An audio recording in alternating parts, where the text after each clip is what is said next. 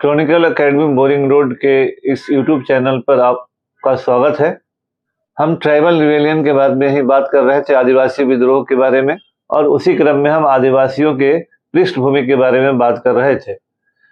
इस एपिसोड में हम बात करेंगे कि जब अंग्रेज भारत आए तो 1757 का तो पलासी का युद्ध उनका पॉलिटिकल इंटरफेरेंस है, लेकिन आप जानते हैं कि 1608 से ही अंग्रेजों ने भारत में संपर्क करना शुरू किया।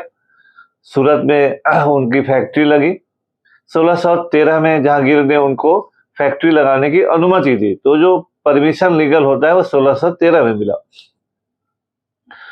उसके बाद अंग्रेजों ने भारत के विभिन्न भागों में अपने व्यापार के कार्यकलापों को चलाने का प्रयास किया।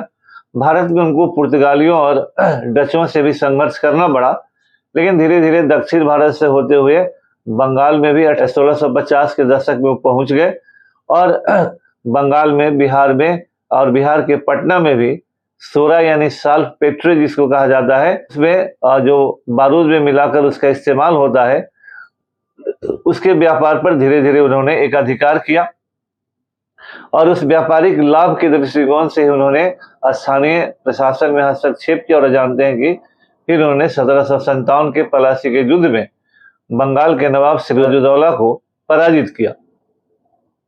लेकिन वो व्यापारी थे और मिल गई सत्ता, इसलिए 1757 से 1764 तक उन्होंने बंगाल के नवाबों को ही नाम के लिए गद्दी पर बैठाया और शासन चलाया, लेकिन उस पीरियड में लूटपाट बड़े पैमाने पर किया। इसी क्रम में बिहार, आज के आधुनिक बिहार में, आज के आधुनिक उड़ीसा में, पूरे बंगाल में उन्होंने अपने आर्थिक हितों को साधने का हर तरह का प्रयास किया, क्योंकि उनका एकमात्र लक्ष्य था आर्थिक फायदा। 1764 के बक्सर के युद्ध के बाद बंगाल में दोहरा शासन, ड्यूअल सिस्टम लागू होता है, जो 1765 से 1772 तक चलता है। दोहरा शासन का मतलब था कि गद्दी पर नवाब है, लेकिन पीछे सारा मामला अंग्रेजों के द्वारा नियंत्रित है। इस पीरियड को नवाब के लिए कहा गया रिस्पॉन्सिबिलिटी विदाउट ऑथोरिटी, और अंग्रेजों के लिए था अथॉरिटी विदाउट रिस्पॉन्सिबिलिटी, यानी सभी कार्यों की जिम्मेदारी नवाब के पास थी, लेकिन उन्हें एक्शन लेने का अधिकार नहीं था। सारा अधिकार अंग्रेजों के पास था, लगाम अंग्रेजों के पास था। तो 1765 से 72 तक अंग्रेजों ने, उस समय जो बंगाल कहलाता था, बंगाल उस समय का बंगाल का मतलब था आज का बांग्लादेश, आज का पश्चिम बंगाल, आज का बिहार, आज का उड़ीसा और आज का झारखंड, ये पूरा एरिया उस पीरियड में बंगाल कहलाता था। इसी क्रम में इन सारे क्षेत्रों में उनका लूट प्रारंभ हुआ। जब इस समय हम बंगाल कह रहे हैं तो झारखंड भी उसी का एक हिस्सा रहेगा। यहाँ से क्या हुआ कि जब इसी पीरियड में आदिवासी धीरे धीरे अंग्रेजों के संपर्क में आते हैं। आदिवासी वो लोग थे इस समय जो जंगली इलाकों में, जो वनांचल एरिया कहलाया, जो झारखंड एरिया कहलाया, मेनली उसी एरिया में थे। उनका अपना जीवन था, उनकी अपनी संस्कृति थी, उनका अपना रीति रिवाज था, उनकी अपनी आर्थिक व्यवस्था थी, उनका अपना पॉलिटिकल सिस्टम था। हम लोगों की तरह सब कुछ उनका नहीं था। वो विभिन्न समूहों में बटे थे, अलग अलग थे। आदिवासी समूह 32 से अधिक आदिवासी समूह आज भी झारखंड में हैं। उन सभी के सांस्कृतिक, धार्मिक और सामाजिक रीति रिवाजों में भिन्नता है। वो एक दूसरे से अलग, आइसोलेटेड होकर रहते थे, बाहरी जीवन से अलग थे और अपने सभ्यता संस्कृति को अक्षुण्ण बनाए रखने में सफल थे। लेकिन जब धीरे धीरे अंग्रेजों को इस इलाके के आर्थिक संसाधनों का पता चला और उन आर्थिक संसाधनों का आधुनिक काल में बहुत ज़्यादा उपयोग था, बहुत ज़्यादा फायदा था, तो धीरे धीरे उन लोगों ने इस क्षेत्र में हस्तक्षेप करना शुरू किया। 1765 के बाद आदिवासियों की जिंदगी बदलने लगती है और इनकी पुरातन व्यवस्था, भू व्यवस्था और सामाजिक जीवन में बाहरी लोगों का धीरे धीरे हस्तक्षेप होना शुरू हो जाता है।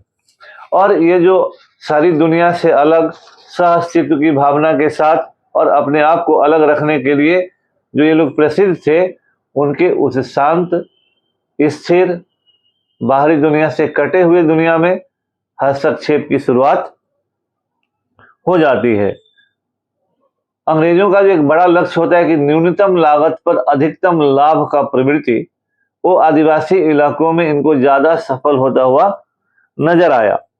आप जानते हैं कि आदिवासी जल, जंगल और जमीन को ईश्वर प्रदत्त मानते हैं।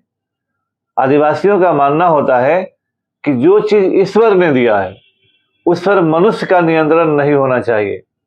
और आदिवासियों में यह प्रवृत्ति रही है, हम लोगों की तरह नहीं रहे हो, कि जल हो, जंगल हो, जमीन हो, उतना ही उपयोग करो जितना तुमको जरूरत है।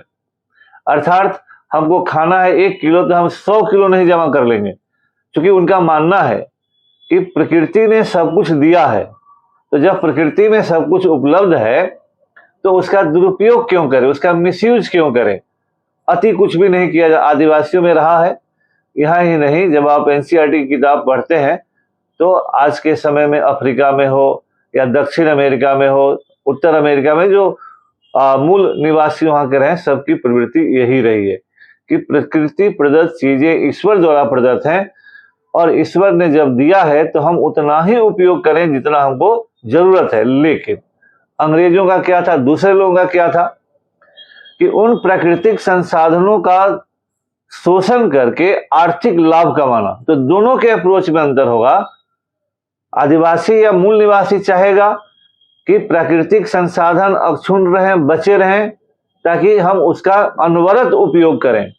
दूसरी ओर जो कमर्शियल लोग होंगे वो चाहेंगे कि जो इस तरह के संसाधन है उसका मैक्सिमम शोषण करके ज्यादा से ज्यादा हम बेच दें और लाभ कमाएं। तो दोनों के अप्रोच में अंतर था। दोनों लोग जब संपर्क में आए तो संघर्ष होना अनिवार्य था, और अपने लाभ के लिए अंग्रेजों ने जंगल को सुरक्षित घोषित करना शुरू किया, जमीन को अपने नियंत्रण में लेना शुरू किया, आदिवासियों को जल, जंगल और जमीन के फ्री यूज को रोकना शुरू किया, उनको सीमित कर दिया। जल, जंगल, जमीन जो सदियों से, हजारों साल से वो फ्री यूज कर रहे थे, अंग्रेजों ने लैंड रेवेन्यू इम्पोज कर दिया, अंग्रेजों ने रिजर्व फॉरेस्ट घोषित कर दिया, अंग्रेजों ने जंगल के संसाधनों के बिना उनकी अनुमति के उपयोग करने को गैर कानूनी घोषित कर दिया। और इन सब कार्यों को करने के लिए ही वो अपने साथ मैदानी इलाके से लोगों को ले गए, जो बाहरी वो महाजन बने, जमींदार बने, है ना, कर वसूलने वाले लोग बने, उन्हीं को उस एरिया में दीकू कहा जाता है या डीकू। तो इन लोगों ने, सबों ने मिलकर आदिवासियों के नेचुरल लाइफ को डिस्टर्ब कर दिया। जिस प्राकृतिक वातावरण में वो हजारों साल से रह रहे थे उसको इन लोगों ने डिस्टर्ब कर दिया। और 1793 का जो अस्थायी बंदोबस्त लागू हुआ, उस समय के बाद से जीवन और भी बदल गया। तो जिन चीजों का अभी तक वो उपयोग फ्री कर रहे थे सबके लिए टैक्स लगा, और जिस तरह से टैक्सेशन व्यवस्था ने अन्य जगह के किसानों को परेशान किया, उससे ज्यादा परेशान आदिवासियों को किया, क्योंकि आदिवासी इलाकों में जमीन की उपज वही नहीं होती है जो हमारे इलाके में या नदी वाले इलाकों में या मैदानी इलाकों में होती है। उनका हर तरह से शोषण हुआ। तो मैदानी इलाके, एक तो अंग्रेज हो गए, दूसरे जो अंग्रेजों के साथ गए मैदानी इलाके से महाजन, जमींदार और लोग जो कर वसूल करने वाले लोग हुए, और तीसरा एलिमेंट फिर बाद में प्रवेश किया जिसको ईसाई धर्मावलंबी बोलते हैं, मिशनरीज बोलते हैं। इन लोगों ने उनके इनोसेंस और गरीबी का फायदा उठाया और उस इलाके में आदिवासियों को बड़े पैमाने पर ईसाई धर्म में कन्वर्ट किया।